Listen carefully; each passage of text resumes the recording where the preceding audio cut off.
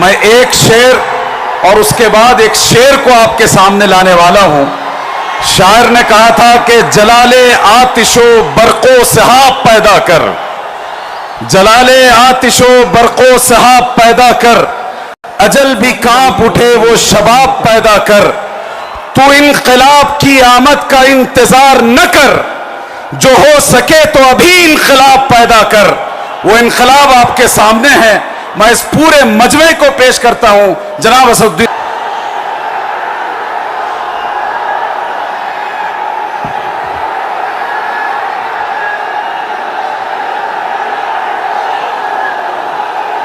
औज़ु बिल्लाहि मिनश शैतानिर रजीम, बिस्मिल्लाहिर रहमानिर रहीम। अस्सलामु अलैकुम व रहमतुल्लाहि व बरकातहू। शह नशीन पर तशरीफ़ फरमा all India Muslim personal board के सदर हज़रत मौलाना खालिद सैफुल्लाह रहमानी साहब, जमीयतुल उलमा के मुफ्ती ज़ुबैर साहब, जमात इस्लामी हिंद के तेलंगाना के सदर, सुनने वाली मेरी इज़्ज़तदार माँ और बहनों, और मोहतरमा जलीसा यासीन सुल्ताना साहिबा जो all India Muslim personal law board के शुबे ख़वातीन के कन्वीनर हैं, मेरे अज़ीज़ दोस्तों और बुज़ुर्गों, मैं आपसे एक बात अर्ज़ करना चाहता हूँ कि हम पहले दो नारे लगाएंगे, आप और हम मिलकर दो नारे लगाएंगे, मगर जो मैं पहला नारा लगाऊंगा उसमें इस दारुस्सलाम के ग्राउंड से कोई उसका जवाब नहीं देगा। ये जो पहला नारा हम लगाएंगे, आप भाई साहब आप नारे लगाएंगे या सुन रहे हैं बात को? बैठिए, बैठो, बस करो, ठहरिए।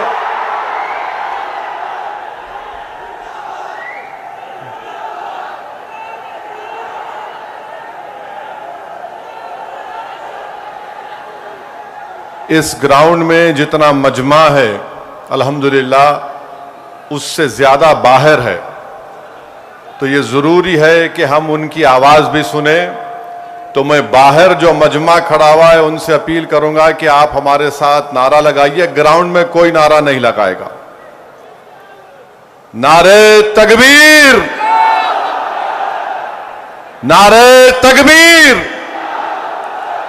अब हम सब मिलकर लगाएंगे नारे तकबीर, नारे तकबीर।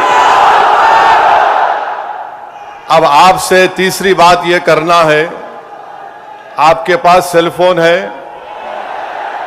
जरा खोल के लाइट जलाओ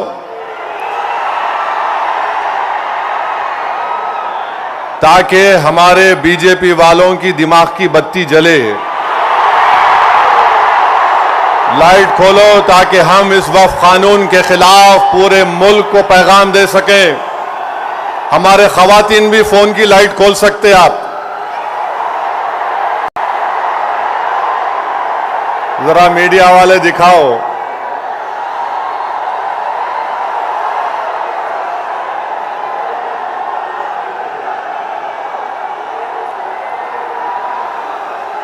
अब जरा जेब में रख लो फोन को।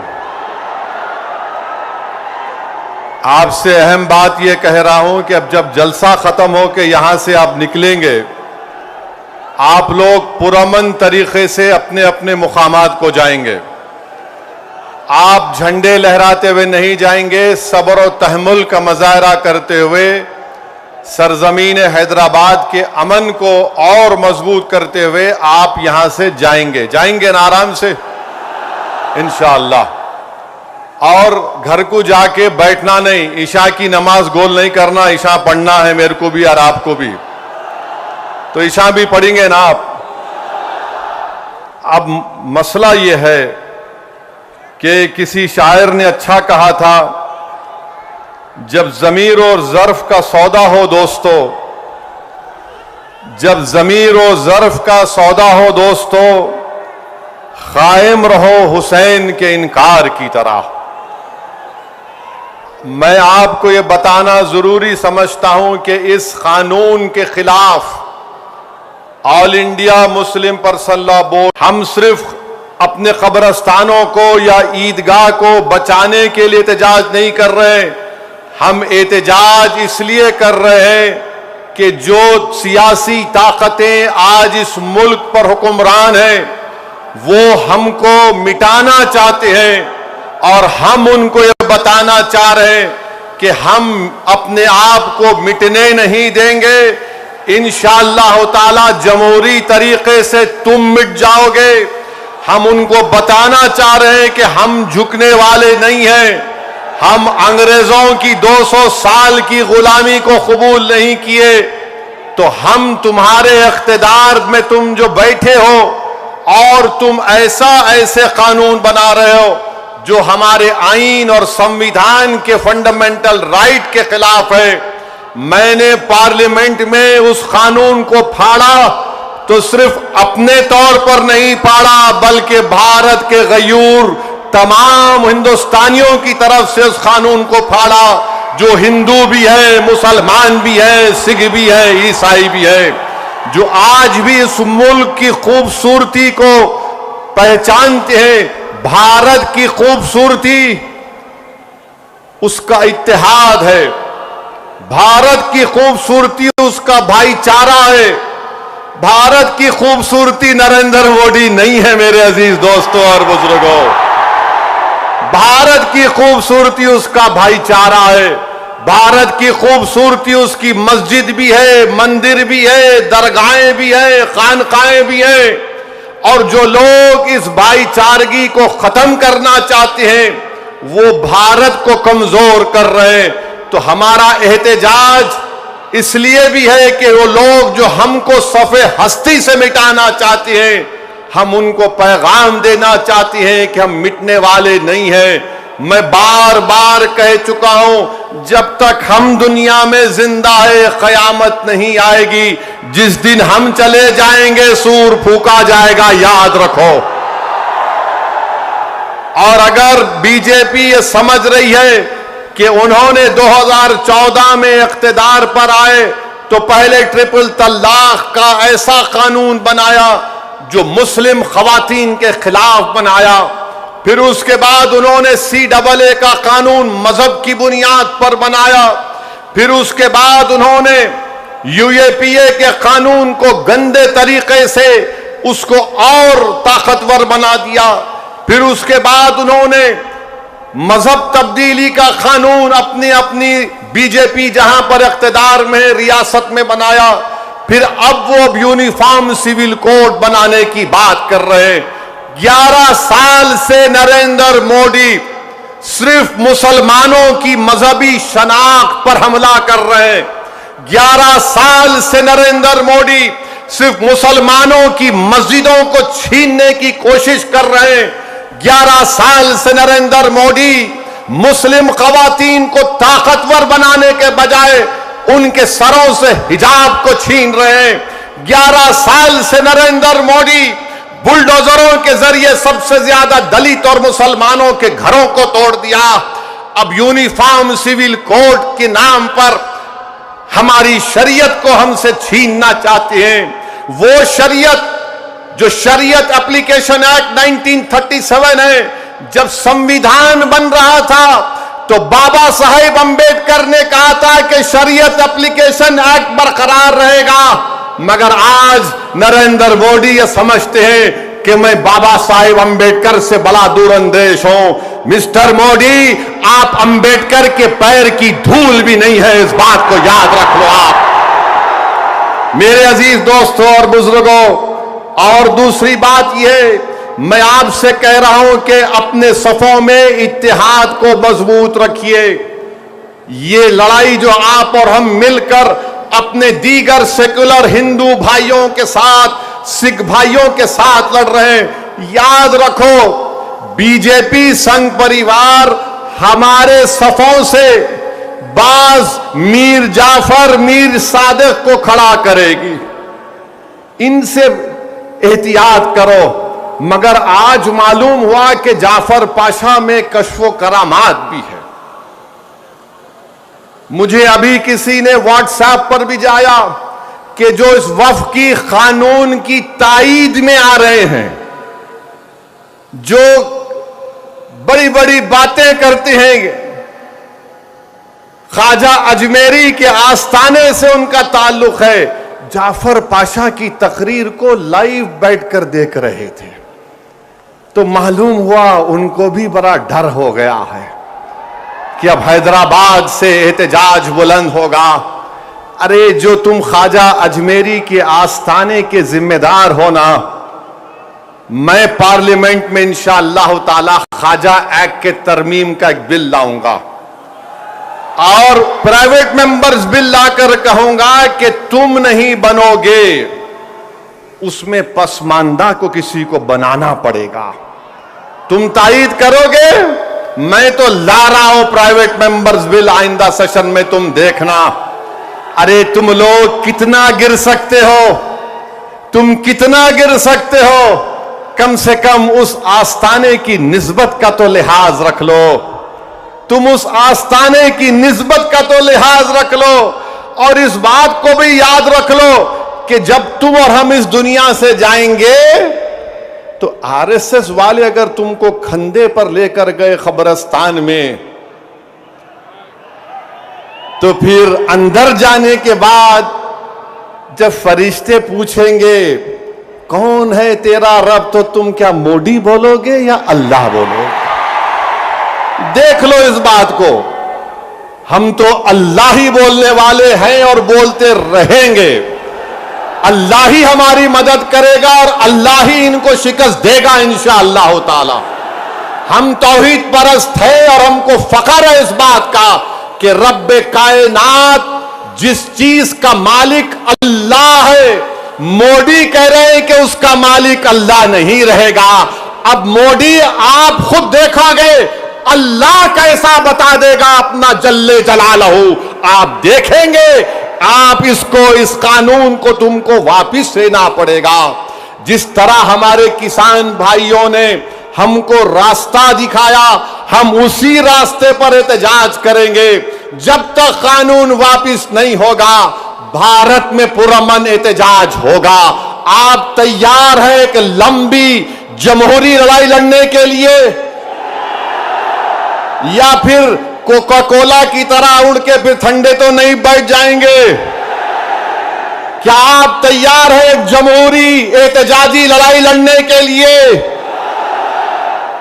अगर आप तैयार हैं तो आप अपने आप से वादा कर लीजिए कि जब तक ये काला कानून वापिस नहीं होगा, हम एहतजाज करेंगे, हम पीछे नहीं हटेंगे, पुरअमन एहतजाज हमारा होगा।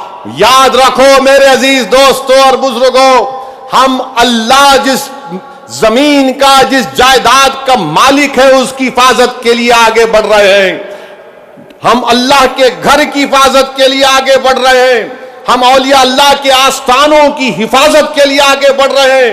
हम अपने ईदगाहों की हिफाजत के लिए आगे बढ़ रहे हैं। और याद रखो इंशाअल्लाह ताला अल्लाह हमारी इस कोशिशों को कबूल करेगा, अल्लाह हमारे इस ईसार को कबूल करेगा।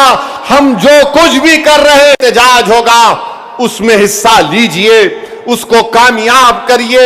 ये कोई सियासी पार्टी का एहतजाज नहीं है, ये इलेक्शन के वोटों को बटोरने का एहतजाज नहीं है। जिस चीज का मालिक है उसकी हिफाजत करने के लिए एहतजाज हो रहा है।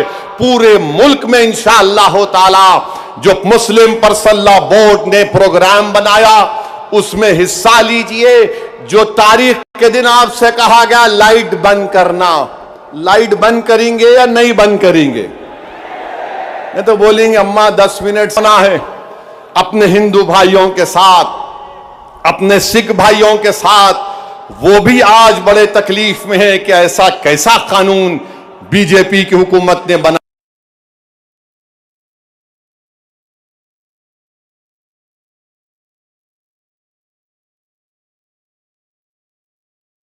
वो हमारे दीनी भाई हैं, मेरे भाई, खुदारा उनके बारे में कोई गलतफहमी मत रखिए। मैं आपको बता रहा हूं नरेंद्र मोदी ने इस मुल्क को गुमराह किया। मैं और अब्दुल्ला साहब, हम लोग पार्लियामेंट की कमेटी के मेंबर थे। Mr. Abdullah, I am saying to the people of Hyderabad and to the people of India that during the deliberations of the Joint Working Committee, the Bora community had come, Dawoodi Bora community had come to the committee along with King's Counsel, Mr. Salve, Harish Salve. And they had given a representation, you remember. They wanted exclusion from the Waqf Act. They had clearly said, we have nothing to do with this bill. The Dawoodi Bora have clearly stated that in 1962, the Supreme Court has given them a definite definition of religious denomination. The Dawoodi Bora have said, if you remember, that they believe in the concept of Dail Mutlaq. And this Waqf bill goes contrary to that. It is part of their faith. मैंने ये कहा कि अपने दाऊदी बोरा भाइयों की ईमानदारी पर हरगिज शक मत करो। नरेंद्र मोदी हमारे इत्तेहाद को कमजोर करना चाहते हैं। दाऊदी बोरा के लोग पार्लियामेंट की कमेटी के पास आए थे, लंदन से मायानाज वकील किंग काउंसिल जनाब हरीश साल्वे साहब को लाकर पार्लियामेंट की कमेटी के सामने कहा कि हम 2024 का कानून नहीं चाहिए, हमको वक्फ से अलहदा करो, क्योंकि दाऊदी बोरा जो एक शियाओं की ब्रांच है, उन्होंने कहा कि हमारे पास दाइल और मुतलक है। उनके जो रूहानी पेशा है मुफद्दल साहब, अल्लाह उनको सलामत रखे, वो उनकी मौजूदगी में कोई मुतवल्ली नहीं हो सकता। लिख कर दिया उन्होंने कि हमको इस वक्फ एक्ट से लेना देना, नियम को निकाल दो। तो ये इनको बुलाया गया, मोदी ने बुलाया इनको, और नरेंद्र मोदी ने कितना गुमराहकुन बात की, बैठ के कहा कि मैंने 3 साल पहले ये बिल बना दिया, आप लोगों को नहीं मालूम होगा, मैंने भिजा दिया आपको और कहा कि कॉमा फुल स्टॉप लिख दो। मोदी ये पैगाम दे रहे हैं भारत के सेकुलर हिंदू भाई बहनों को, सिखों को और मुसलमानों को, मैं तो नहीं लाया है बिल, ये तो ये लोग बोल के लाया मैं। आप समझ रहे हमारी बात को? और हम जब कमेटी में थे, हम मिनिस्ट्री ऑफ माइनॉरिटी अफेयर से पूछे कि कानून तुम क्यों लाए, क्या तुमने मुसलमानों से बातचीत की, क्या तुमने इस बिल के बारे में बात की? एक वर्ड नहीं बोल सके वो लोग। The committee when called the Ministry of Minority Affairs, they didn't have anything to say. Why did they bring this bill? You are witness to it. अब मोदी इन दाऊदी बोराओं को बदनाम करने के लिए, पूरे देश में एक पैगाम देने के लिए कि देखो मैं तो 3 साल पहले उनको बिल दिया था, मेरे भाई ये साजिश है हमारे इत्तेहाद को कमजोर करने के लिए। मोदी जी आप शतरंज की चाल खेल रहे हैं, हम भी जानते हैं शतरंज कैसा खेलना सियासत में। डॉक्यूमेंट्स है, आज मैं एक्स पर सोशल मीडिया पर डॉक्यूमेंट्स डाल दिया हूं, दाऊदी बोरा लोगों ने कमेटी को दिया, वो 1924 से कह रहे हैं कि हमको वक्फ कानून में मत रखो, क्योंकि हमारा जो जूरिस्प्रूडेंस है, हमारा जो फिक्र है, वो दाइल मुतलक के ऊपर है। तो आपसे अपील कर रहा हूं कि अपने दिमाग में 1% भी दाऊदी बोरा हमारे दीनी भाइयों के खिलाफ कोई शक मत करिए। वो तो नहीं चाह रहे थे, इनको तो पप्पा जी बुला के बोल दिए आपको वजह से करा मैं। अब चौथी बात यह है, बीजेपी वाले बोल रहे इसमें सब कुछ है, मुसलमानों का फायदा है, औरतों का फायदा है। आज से थोड़े दिन पहले हैदराबाद में फतेह दरवाजे पे एक चालाक आदमी था, लगता है उन्हें भी मोदी जी की शागिर्दी में निकला सो था। उन्हें क्या बोला, आप मेरे पास आओ, जिसके सर टकले हैं मैं दवा देता हूं, बाल उग जाते। लाइन लग गई वहां पे, लगा दगा दवा लगा, बाल उगते। अब पब्लिक बेचारी, तो मोदी जी भी यही बोल रहे, दवा ले लो सब चीज ठीक हो जाती। इनकी दवा नहीं है, ये दवा मौत है। ये दवा नहीं दे रहे, मौत का पैगाम दे रहे हैं। ये वक्फ को छीनने के लिए ला रहे हैं। आप सोचिए, दाऊदी बोरा लोगों ने सेक्शन 2 लिख कर दिया तो मोदी ने क्या किया, दाऊदी बोरा का नाम लेके सेक्शन 2 बना के उस भारत के दौलतमंद आदमी जिसने हमारे खोजा भाई, ये भी शियाओं का एक ब्रांच है, खोजा ट्रस्ट से खरीद कर 21 करोड़ में अपना आलीशान महल बना लिया। सेक्शन 2 का फायदा उस शख्स को होगा। हम हैदराबाद में क्या बोलते, किसकी दुकान पे किसकी फातिया, क्या बोलते, नाना मामू की दुकान पे नाना की फातिया। तो दाऊदी बोरा को सामने रख के मुकेश भाई की फातिया पढ़ दी है इन्होंने काम कर दिया। सेक्शन 2 से उनको फायदा होगा। तो आपको और हमको मुत्तहिद रहना है, शिया सुन्नी इत्तेहाद को मजबूत रखना है। आप शिया सुन्नी इत्तेहाद को मजबूत रखेंगे ना मेरे भाई, ये all India Muslim personal law board के प्लेटफॉर्म पर शिया भी है, सुन्नी भी है। ये पैगाम मुस्लिम पर्सनल लॉ बोर्ड देता है कि हम अपने इत्तेहाद को मजबूत रखें। दाऊदी बोरा को मोदी धोखा दे दिए, उनके नाम को इस्तेमाल करके मुकेश भाई को बोले लो गुलाब जामुन खाओ एंड बी हैप्पी। उनके अच्छे दिन आ गए। तो मेरे अजीज दोस्तों और बुजुर्गों, छठी बात आपसे अर्ज करना चाह रहा था वो ये है कि सदर साहब ने बहुत सी बातें आपके सामने रख दी कि सुप्रीम कोर्ट ने रिलीफ दिया है, मगर आज भी हम वक्फ की जायदाद को खो रहे हैं। लिमिटेशन एक्ट अप्लाई हो गया, जो 12 साल से काबिज है वो मालिक बन रहा है। 6 महीने के अंदर पोर्टल पर चढ़ाना है, नहीं चढ़ाए तो वक्फ से चले जाएगा। वक्फ इवैक्यू प्रॉपर्टीज निकल गई हमारे हाथ से। 100 एकड़ जमीन है पंजाब हरियाणा में जो आज गवर्नमेंट उस पर काबिज हो चुकी है।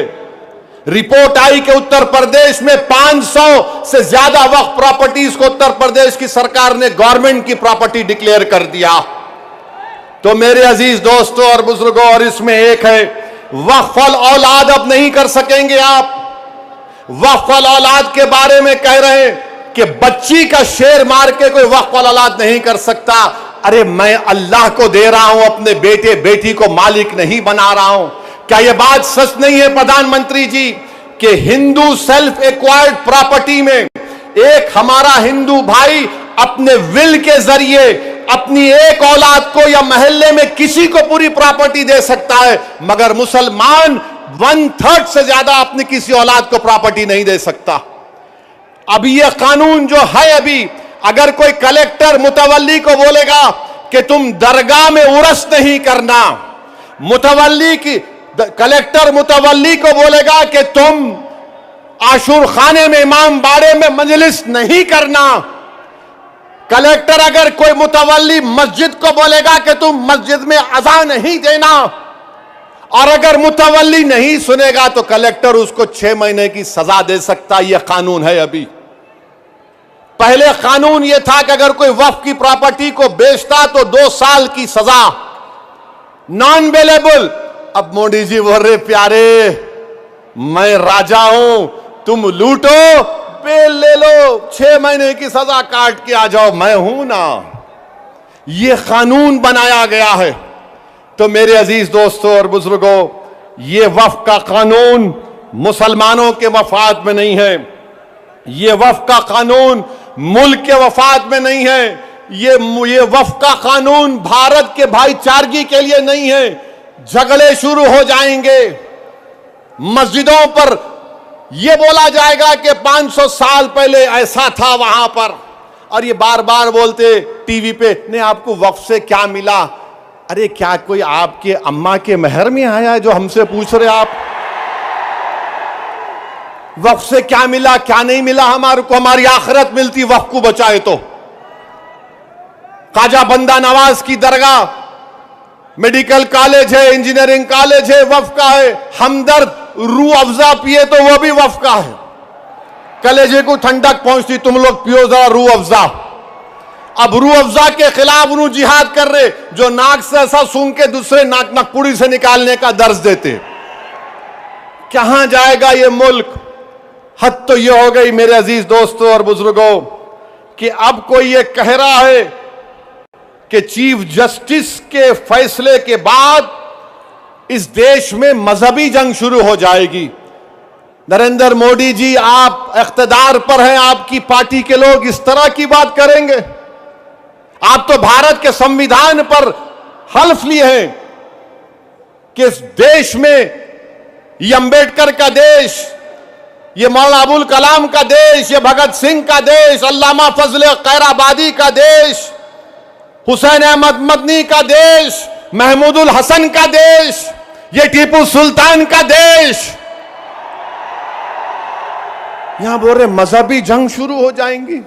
मोदी जी, बाबरी मस्जिद का फैसला हमारे खिलाफ आया तो क्या हमने ये जुमला कहा था कि मजहबी जंग शुरू हो जाएगी? हमने कहा था कि supreme court is supreme but infallible, but not infallible. Babri मस्जिद को तोड़ने वालों का क्रिमिनल केस का फैसला आया, किसी को सजा नहीं हुई, हमने कहा कि मजहबी जंग शुरू हो जाएगी। 5-5 साल से बच्चों की बेल नहीं रहे, उनकी मां बाप मर रहे हैं, मर गए हैं, हमने ये कहा कि मजहबी जंग शुरू हो जाएगी।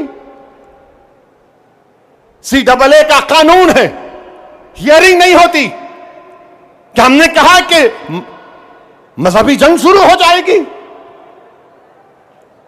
UAPA में डालकर हमको सड़ाया जाता है कि हमने जुमला कहा कि मजहबी जंग शुरू हो जाएगी। नरेंद्र मोदी जी, आपकी पार्टी के लोग कह रहे हैं कि रिलीजियस वॉर शुरू हो जाएंगी, मजहबी जंग शुरू हो जाएगी। किसको डरा रहे हैं ये लोग? अदलिया को डरा रहे हैं आप? इख्तिदार में रहकर अदलिया को डराएंगे आप? आपके हक में फैसला आया तो आपके मुंह में लड्डू फूटते हैं और आप रिलीजियस वॉर शुरू हो जाएंगी। यही फर्क है हम भारत के उन मुहिबान भारत में जिसमें हिंदू मुसलमान भी है, हम जब हमारी मर्जी के खिलाफ भी फैसला आता है हम उसको कबूल करते हैं। इसलिए कबूल करते हैं कि हम कॉन्स्टिट्यूशनल मोरालिटी को मानने वाले हैं और ये संघ परिवार के लोग एंटी कॉन्स्टिट्यूशन के लोग हैं। ये संविधान को तो मानते मगर उसको सब्सक्राइब नहीं करते हैं। ये फर्क है भारत के असली नागरिक में और उन लोगों में जो नेशनलिज्म के झूठे दावे करते हैं और कहते हैं कि रिलीजियस वॉर, जो कहते हैं कि अगर कोर्ट कानून बनाएगा तो पार्लियामेंट को बंद कर दो। अरे अगर तुम पार्लियामेंट में बैठकर अपनी अददी ताकत की बुनियाद पर मुझे मिटाने का कानून संविधान के खिलाफ बनाओगे तो मेरे पास चारा क्या बचता है कि मैं अवाम में जाऊंगा और फिर कोर्ट को जाऊंगा। हम कोर्ट को गए, अवाम में भी जा रहे हैं, नहीं कोर्ट कानून कैसे बनाएगा? अरे जालिमों, सुप्रीम कोर्ट का जजमेंट कानून का मौकफ रखता है। पढ़ो, तुम लोग ट्यूबलाइट हो, तुम लोग थम्स अप हो, तुम्हारे दिमाग में एक ही बात बैठा हुआ है, नहीं मोदी है तो खुदा है। अरे खुदा था, है और रहेगा उसी का नाम। आइन है और रहेगा, मगर इस तरह धमकी देना अदालत को और फिर गवर्नर प्रेसिडेंट को बोल रहे हैं, उनको बोल रहे हैं अगर नहीं करे तो कानून बन जाएगा। अरे 142 क्या है प्यारे? 142 आइन का बनाने वाला अंबेडकर है। अंबेडकर में तुम्हारे से ज्यादा दूरअंदेशी थी। आप ये बोल रहे हैं कैसा बनाए, वो कैसा बनाए, हम ऐसा कर देंगे।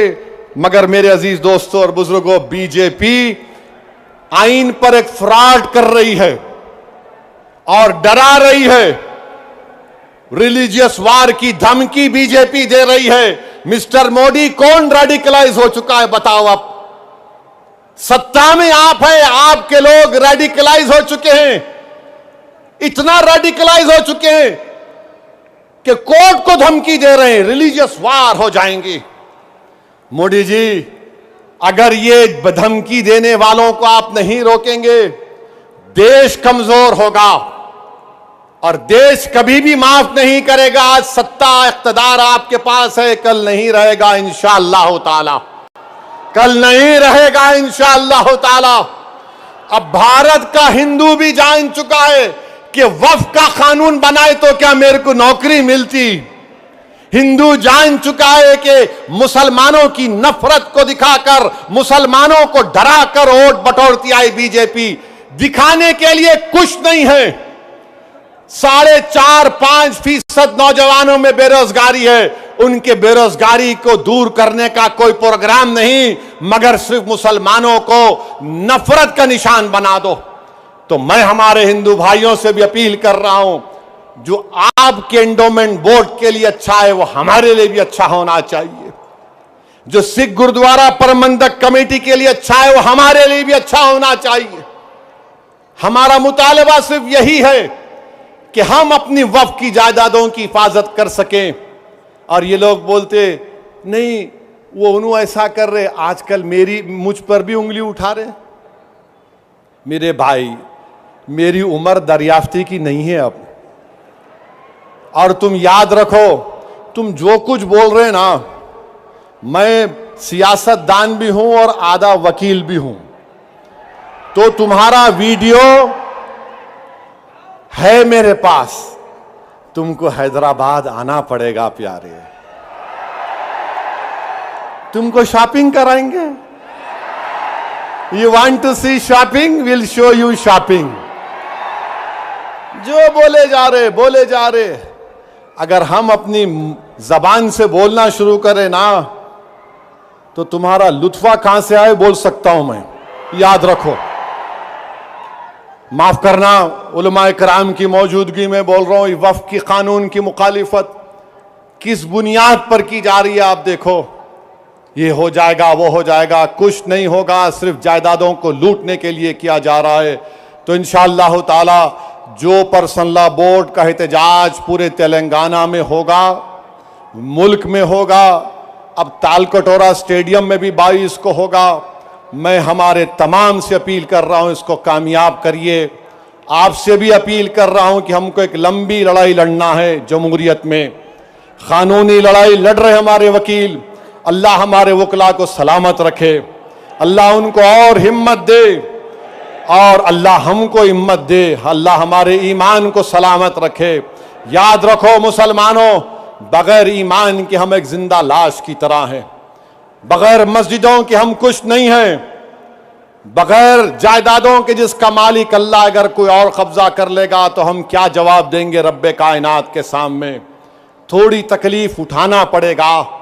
आज मगरिब की नमाज पढ़ते वक्त इस चादर के नीचे कंकर हमारे घुटनों को चुबा रहे थे, और हम उम्मीद कर रहे थे कि इमाम साहब जल्दी नमाज खत्म कर लेंगे।